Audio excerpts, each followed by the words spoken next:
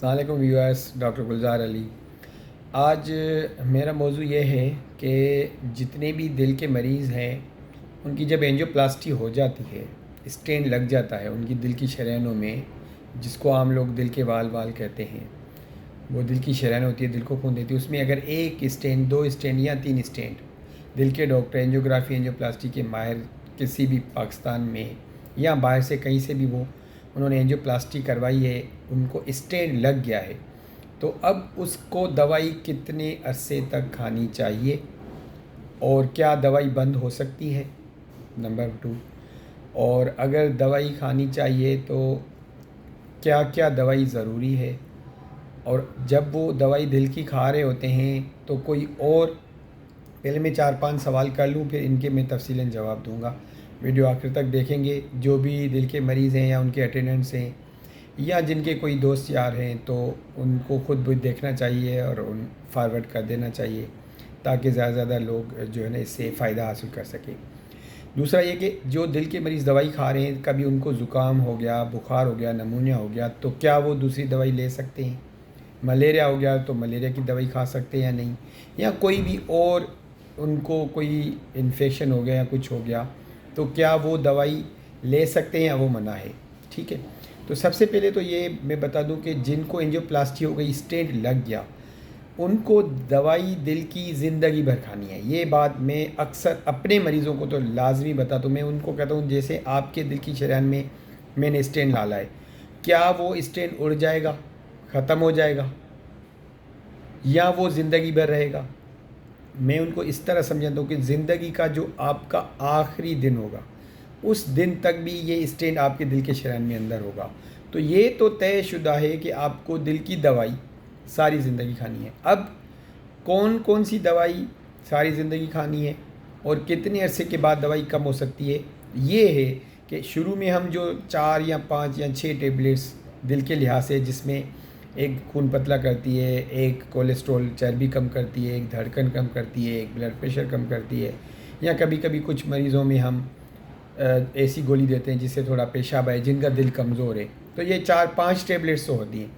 शुरू में ये दवाई 1 महीने तक तो एज इट चलती है। महीने के बाद हम दवाई थोड़ी कम करते हैं, डोज पावर वगैरह, या कभी एक टेबलेट कम कर देते हैं।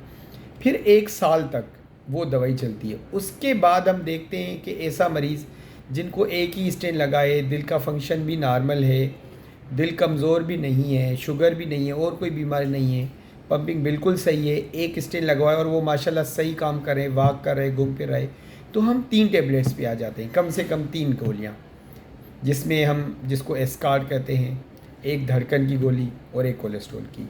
अगर के ओल्ड एज है, कोलेस्ट्रॉल कम ही है, तो हम 2 पे भी जा सकते हैं।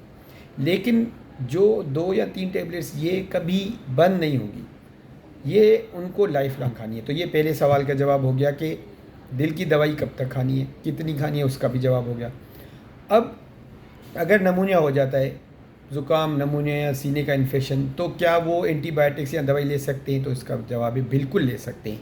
इसके लिए आपको अपने कार्डियोलॉजिस्ट या दिल के डॉक्टर या जो एंजियोग्राफी एंजियोप्लास्टी का माहिर, उसके पास जाने की कोई ज़रूरत नहीं है। और ये आप बिल्कुल, क्योंकि उस टाइम आपको जो इन्फेक्शन, नमूनिया या जो भी हुआ है या मलेरिया हुआ है, उसमें दवाई खा सकते हैं, और वो ज़्यादा ज़रूरी है वो भी दवाई, क्योंकि अगर आप नहीं खाएंगे, देर करेंगे, आपकी अपॉइंटमेंट नहीं मिल पा रही, आपका डॉक्टर से रब्ता नहीं हो रहा जो आपके कार्डियोलॉजिस्ट है या इंटरवेंशनल कार्डियोलॉजिस्ट है या एंजियोग्राफी एंजियोप्लास्टी के माहिर हैं, या किसी मौसम की वजह से, जैसे आजकल बरसात है, कोविड था, कोरोना था, तो आप वो दवाई उस डॉक्टर के हिदायत के मुताबिक बिल्कुल ले सकते हैं। सिर्फ फ़र्क क्या है कि जो दिल की दवाई है वो बंद नहीं करें। अगर कोई और डॉक्टर भी आपको अपनी दवाई दे के कह रहा है कि ये मेरे लिहाज से ये थोड़ी कम कर दें या ये वाली बंद कर दें, तो वो बात पे अमल ना करें। दिल की दवाई बंद करनी है, पहले तो बंद करनी नहीं है। अगर उसमें थोड़ी बहुत कमी करनी है तो वो आप सिर्फ जो आपके एंजियोग्राफी एंजियोप्लास्टी का माहिर डॉक्टर है, सिंपल दिल का स्पेशलिस्ट भी नहीं, क्योंकि जो लोग एंजियोग्राफी एंजियोप्लास्टी दिल के डॉक्टर नहीं करते तो सारे माहिर नहीं हैं। कुछ बहुत अच्छे हैं, हमारे एंजियोग्राफी एंजियोप्लास्टी जो हम लोग करते हैं हमसे भी बहुत अच्छे हैं, लेकिन मैं सब ओवरऑल बात कर रहा हूँ। तो बेहतर तरीका ये है कि जिसने आपकी एंजियोग्राफी एंजियोप्लास्टी की है, दवाई में कमी पेशी उसके मशवरे से करें, या जो कोई और दिल का डॉक्टर जो एंजियोग्राफी एंजियोप्लास्टी का माहिर है या आपको वेल नोन कोई कार्डियोलॉजिस्ट है, सीनियर कार्डियोलॉजिस्ट है, उसके कहने पे कमी पेशी कर सकते हैं। तो ये दूसरे तीसरे चौथे सवाल का भी जवाब आ गया कि दवाई। अच्छा, इसके अलावा लोग कहते हैं कि सर मुझे दर्द नहीं हो रहा, सीने में तकलीफ ही नहीं हो रही, इसलिए मैंने दवाई छोड़ दी।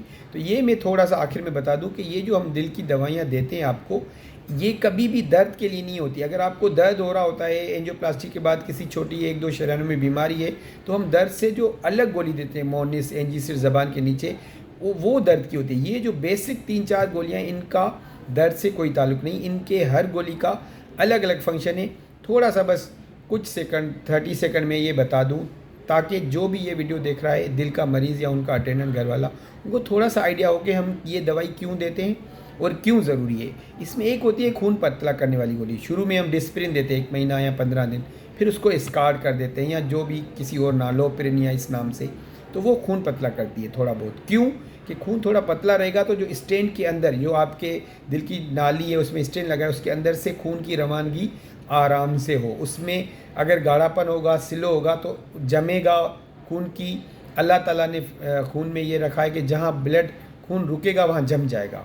तो स्लो होगा, बहुत स्लो होगा तो जम सकता है। खून जम गया तो वो स्टेंट, वो नाली, दिल की शरेयान बंद हो सकती है। तो एक गोली, इसलिए ये तो पूरी लाइफ लॉन्ग चलती है। बहुत ही कम लोगों में आगे जाके बंद करते हैं। दूसरी धड़कन, जो धड़कन की गोली है वो धड़कन थोड़ी लो रखती है, ताकि बहुत तेज़ धड़कन होती है तो दिल पे लोड आता है।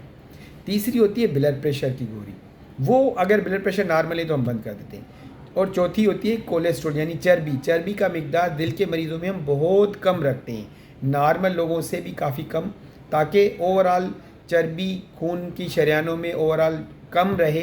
ताकि चर्बी भी क्या है, चर्बी वो जो दिल की नालियाँ हैं जिसमें हम स्टेंट डालते हैं, जिसमें बीमारी, उसमें चर्बी दोबारा बीमारी की स्पीड बढ़ा सकती है या दोबारा बीमारी ला सकती है। तो इसलिए खुदारा जो भी है, मैं इतना भी कह देता हूँ अपने मरीज़ों को कि अगर आपको 3 वक्त खानों में से 1 वक्त का खाना बंद करना पड़े, क्योंकि आपने स्टेंट लगवा लिया, एंजियोप्लास्टी हो गई है, अब आपके लिए दवाई बहुत ज़रूरी है। इसलिए आपने दवाई बंद नहीं करनी और कमी पेशी अपने कंसल्टेंट से मशवरे के साथ करें। और जो और कोई भी बीमारी हो, कोई भी तकलीफ़ हो, उसकी दवाई आप ले सकते हैं, दिल के लिहाज से मना नहीं होती। कुछ गोलियों का आपस में थोड़ा बहुत इंटरेक्शन, यानी कोई गोली किसका असर कम या ज़्यादा करती है, लेकिन वो इतना बहुत ज़्यादा नहीं है कि आप कोई और डॉक्टर गोली कहे और आपको बुखार हो, नमूनिया हो या मलेरिया हो और आप इंतज़ार कर रहे हो कि मैं अपने डॉक्टर दिलवाले से जब पूछूंगा फिर शुरू करूंगा। नहीं नहीं, आप टेबलेट्स स्टार्ट कर सकते हैं और तसल्ली से कर सकते हैं, ताकि आपको जो भी वो इन्फेक्शन हुआ है वो जल्द से जल्द ठीक हो जाए।